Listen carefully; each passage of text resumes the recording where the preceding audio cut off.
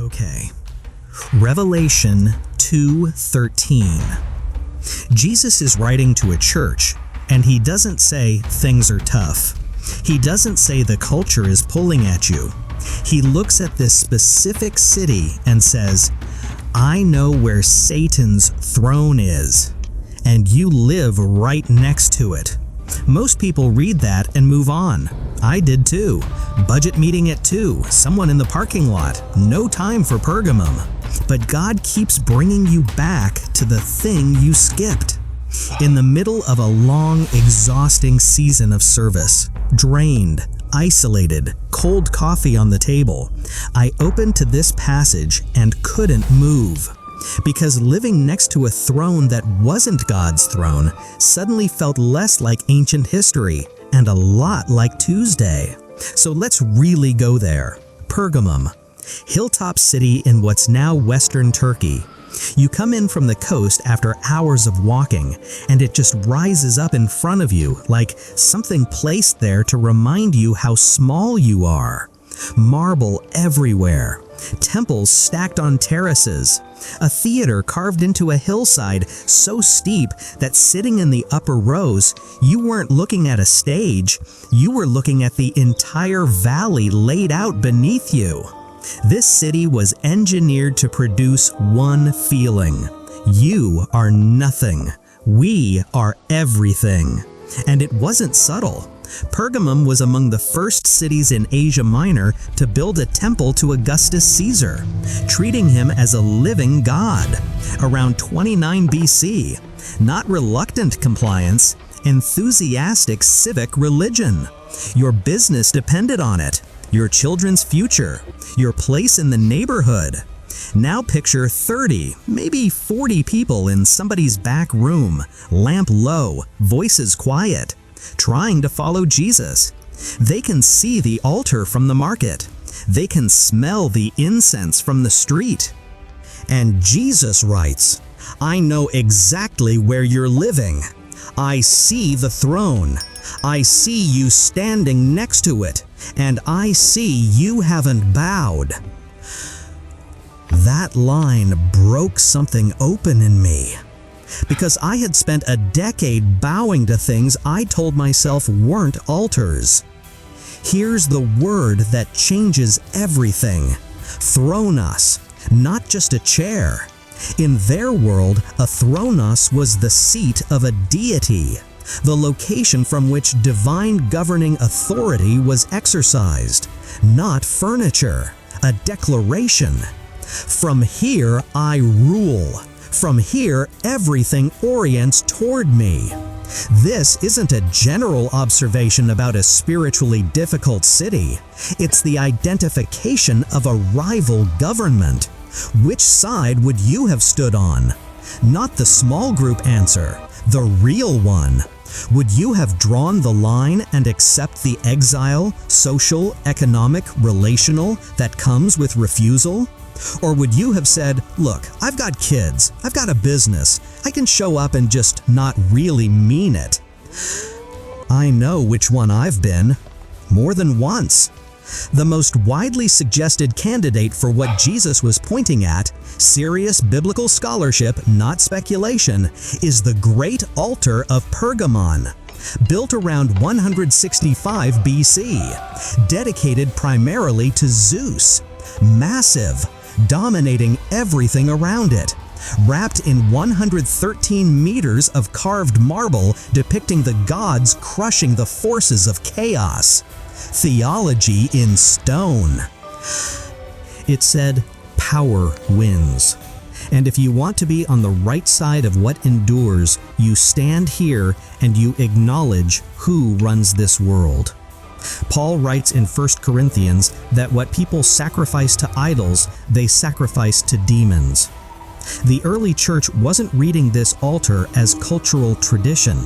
They understood it as a real spiritual center, institutionalized, government-backed, dressed in the most beautiful marble the ancient world could produce. And I want to stop here because I think some of us have been underestimating our own altars for a long time. We tell ourselves they're not really altars. just ambitions, just habits, just how the system works. The altar never announces itself. It shows up as a reasonable accommodation, one quiet compromise, one hill you decide not to die on. And then one day you look up and you've been burning offerings for years. And the people watching your life, your kids, your grandkids, they've been watching the whole time.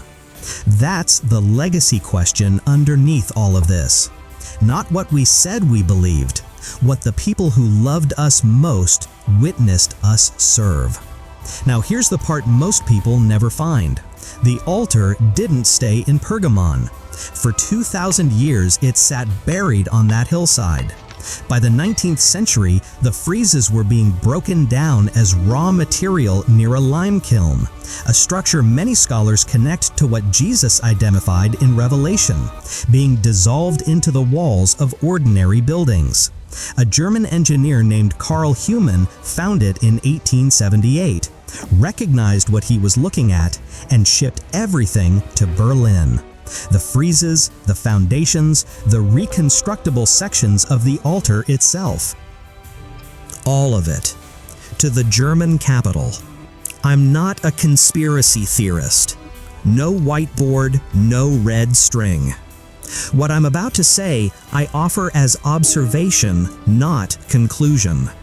The Pergamon Museum opened in Berlin in 1930, 1 year before Hitler became chancellor. Some credible historians have noted a visual resemblance between the altar's stepped platform and the Nuremberg rally grounds designed by Albert Speer. Same overwhelming scale, same elevation of a central figure above a choreographed crowd, same grammar that says everything orients here. Whether by direct influence or shared classical vocabulary, historians disagree, and I'm not settling it. But here's what I kept returning to. What if the architecture of total power keeps expressing itself the same way across centuries, not because of coordination, but because the hunger underneath it never changes?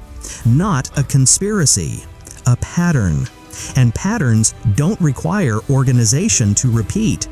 They just require the same appetite at the center. That's the danger. You don't feel the moment it shifts. The church in Pergamon wasn't being destroyed from outside.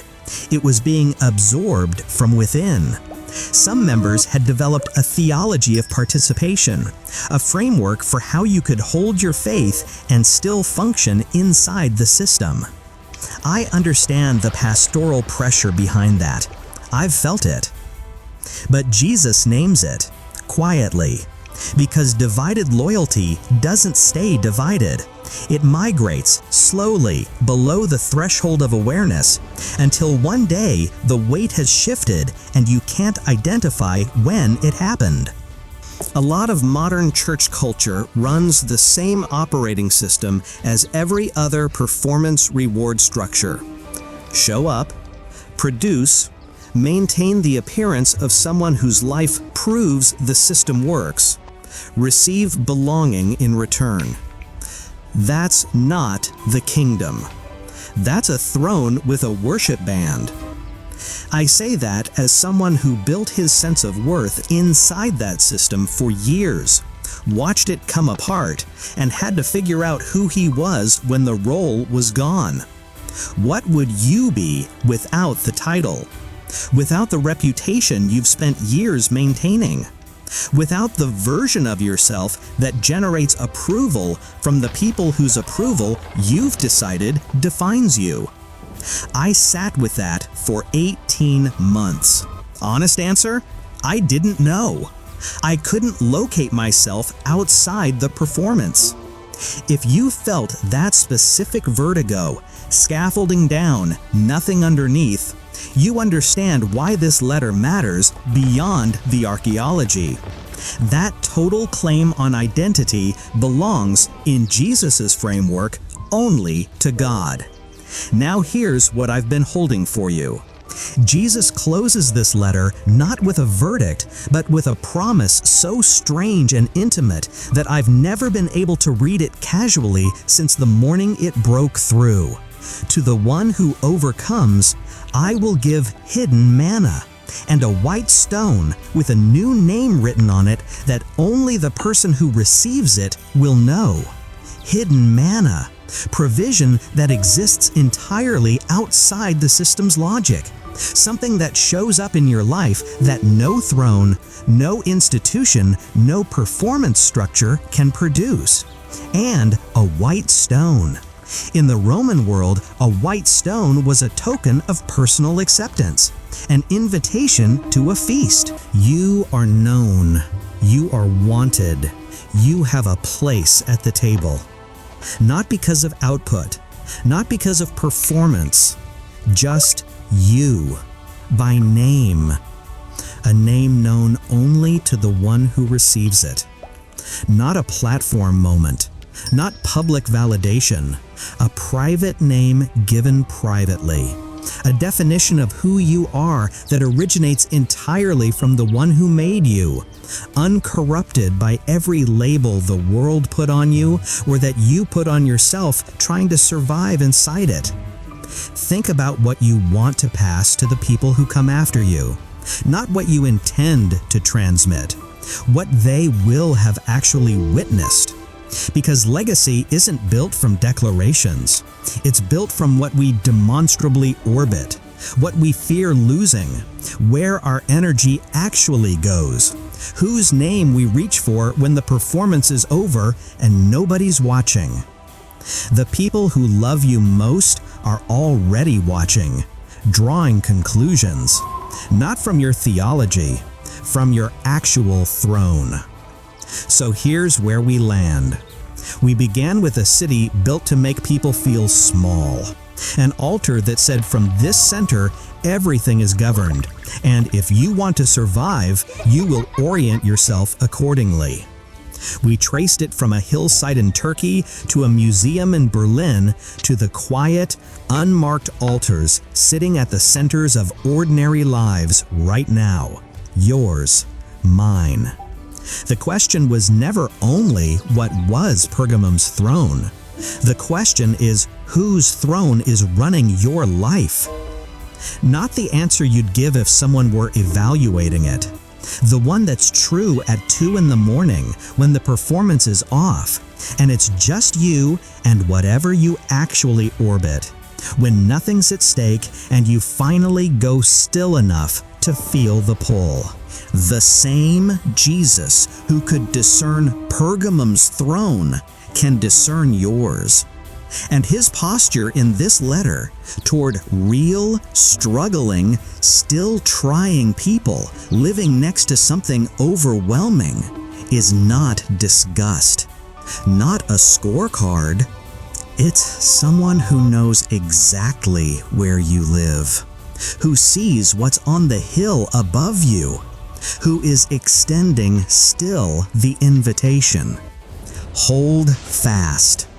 Not hold perfect, not hold clean, just hold fast. Stay connected to the name that actually defines you, even on the days when everything around you is applying pressure toward a different center. The stone with your name on it is already prepared, and the one who prepared it knows every detail of the geography you're navigating.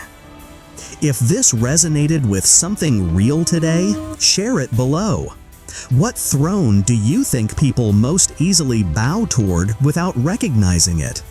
I genuinely like to read what you write. Next time, we're going into a word most English Bibles translate as love.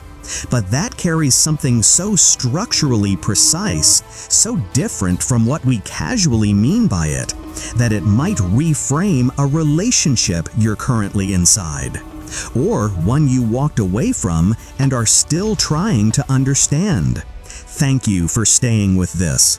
Wherever you're watching from, whatever's on the hill above your city tonight, I'm glad you haven't stopped looking for the roots. Because this is what ancient roots reveal. When the buried truth is uncovered, the entire story changes.